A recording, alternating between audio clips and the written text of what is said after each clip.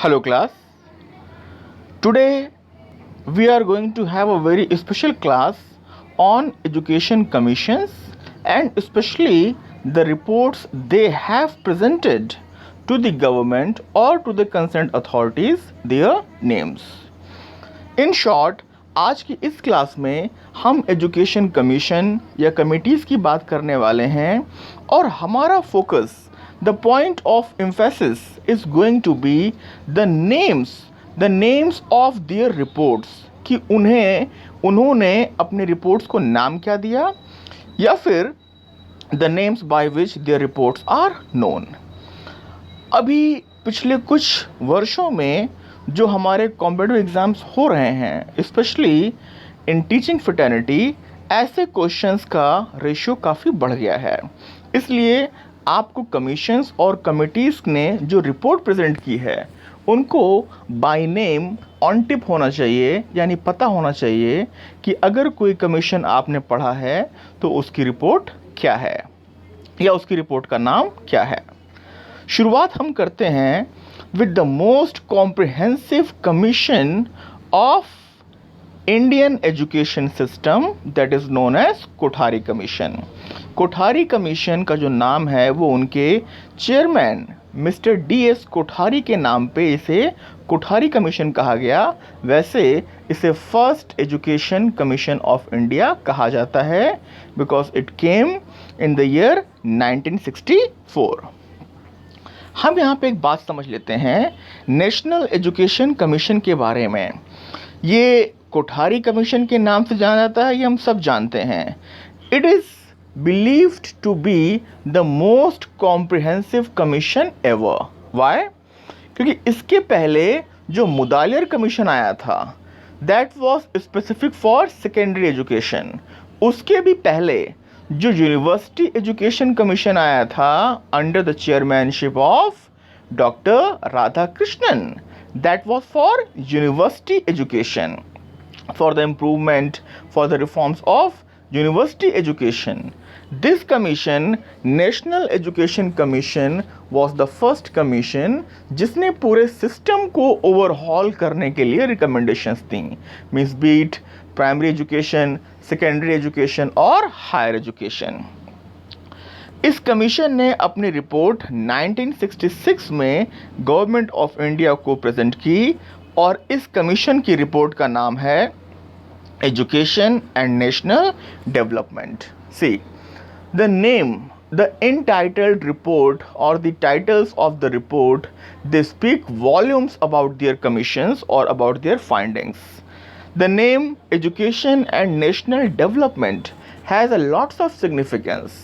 जैसे कि अगर आप इसकी रिपोर्ट पढ़ेंगे, the report begins with a sentence, the destiny of India is being shaped into her classrooms. ये ओपनिंग लाइंस हैं इस रिपोर्ट की, इस कमीशन की रिपोर्ट की।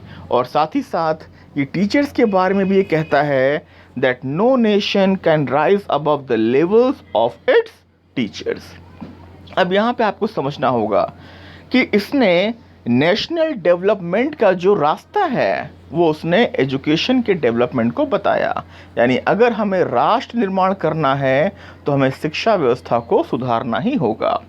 हमें यहाँ पे ये याद रखना है that national education commission which is also known as Kothari commission, इसकी रिपोर्ट का नाम है education and national development. Proceeding forward, the next committee is Yashpal committee. बहुत ही इम्पॉर्टेंट कमेटी है। अगर आप किसी टीचर्स एलिजिबिलिटी टेस्ट की तैयारी कर रहे हैं तो आपको इसको बहुत अच्छे से पढ़ लेना चाहिए। देखिए, one of the all time relevant reports titled learning without burden. इसने जो अपनी रिपोर्ट दी थी उसका नाम रखा था लर्निंग विदाउट बर्डन। वैसे अगर आप इसके उद्देश्य को समझ लेते हैं तो आपको ये गेस करने में बड़ी आसानी होगी जिसका नाम या इसकी रिपोर्ट का नाम क्या हो सकता है। देखिए, it was formed to inquire about the academic burden of the students. हमारे बच्चों के ऊपर, स्पेशली हमारे छोटे बच्चों के ऊपर जो प्री प्राइमरी में हैं या सेकेंडरी में हैं, उनके ऊपर जो एकेडमिक बर्डन है, देखिए इसने कितने गंभीर शब्दों का प्रयोग किया है। एकेडमिक बर्डन, करिकुलम लोड, उसको कम करने के लिए, उसको रिड्यूस करने के लिए और लर्निंग को एक जॉयफुल, एक वंडरफुल एक्सपीरियंस बनाने के लिए इस कमेटी को बनाया गया था। And this committee was formed under the dynamic leadership of professor Yashpal. तो उन्होंने इसका नाम दिया लर्निंग विदाउट बर्डन। ये आज भी उतनी ही प्रासंगिक है जितनी पहले थी, और तो और एनसीएफ 2005 इसी रिपोर्ट के बेस पर बनाया गया है। You can see that NCF 2005 acknowledged the report as its base. Which base? I mean what base? What is the point? Learning without burden, कि हम बच्चों की लर्निंग को कैसे बर्डन फ्री करें, जो उन पे अतिरिक्त भार पड़ता जा रहा है, एकेडमिक बर्डन और करिकुलम लोड, उसे हम कैसे रिड्यूस करें।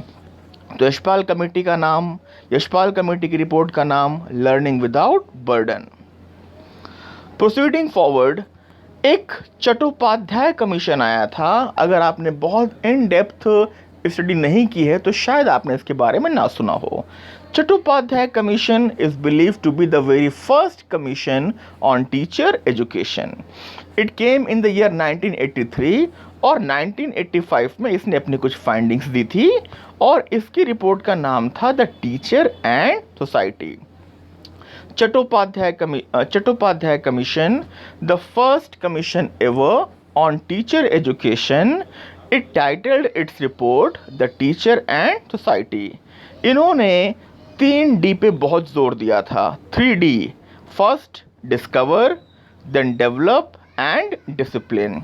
और अगर कभी आपको इम्तिहान में ऐसा क्वेश्चन आ जाए, जैसे कि आता ही है कि ये किस रिपोर्ट में है, कोई आपको कुछ लाइंस दे दी जाती हैं और आपसे कहते हैं आइडेंटिफाई द रिपोर्ट और आइडेंटिफाई द कमीशन, तो वहाँ पे मैं आपको बता देता हूँ कि कुछ लाइंस इनकी जो बहुत ही स्ट्राइकिंग हैं वो ये हैं: the nation must unreservedly commit itself to the welfare of teacher and also to raising of its status in society. The teacher, in turn, is expected to dedicate himself to his duties and to the improvement of his professional competence and career. बहुत ही simple सी बात है कि भाई राष्ट्र को ये चाहिए कि वो टीचर की दशा सुधारने में की दिशा में कार्य करे, यानी कि उसका जो स्टेटस है सोसाइटी में उसको इम्प्रूव किया जाए। और इन रिटर्न शिक्षक क्या करेगा? वो अपने आप को समर्पित कर देगा पूरी तरह से उसके अपने दायित्वों के निर्वहन में, और इसके लिए वो अपनी प्रोफेशनल कॉम्पिटेंस को बढ़ाएगा, इम्प्रूव करेगा और अपने करियर को इस्टेब्लिश करेगा। NCFTE 2009 national curriculum framework for teacher education, इन्होंने अपनी रिपोर्ट का नाम रखा towards preparing professional and humane teachers. ये बात ध्यान रखेंगे, ह्यूमेन वर्ड आपको एक बार और मिलेगा। Towards preparing professional and humane teachers is the title of the report given by NCFTE 2009। ये NCTE आपको पता है national council for teacher education ने इसको डेवलप किया था to bring qualitative and quantitative improvement in teacher education, यानी कि शिक्षा में जो गुणात्मक, क्वालिटेटिव और क्वांटिटेटिव चेंजेस लाने के लिए, इम्प्रूवमेंट्स लाने के लिए NCFTE का निर्माण किया गया था, जिसने अपनी रिपोर्ट का नाम रखा towards preparing professional and human teachers. ये प्रश्न बहुत आता है कि NCFTE को किसने बनाया, किसने डेवलप किया, तो आप ध्यान रखेंगे इसे NCTE ने बनाया था। और वैसे यहाँ पे आप एक बात और समझ लीजिए कि शिक्षा में जो भी महत्वपूर्ण फैसले लिए जाते हैं, वो चाहे उनके कोर्सेज की अवधि को बढ़ाना हो गया, उनके इंस्टीट्यूट्स को मान्यता देना हो गया, ये सारे काम एक बॉडी है, NCTE national council for teacher education वो करती है। आगे बढ़ते हैं हम, और आप यहाँ पे देख सकते हैं कि मैंने उसकी रिपोर्ट का एक फ्रंट पेज आपके लिए लगा दिया है ताकि आपको समझने में आसानी हो।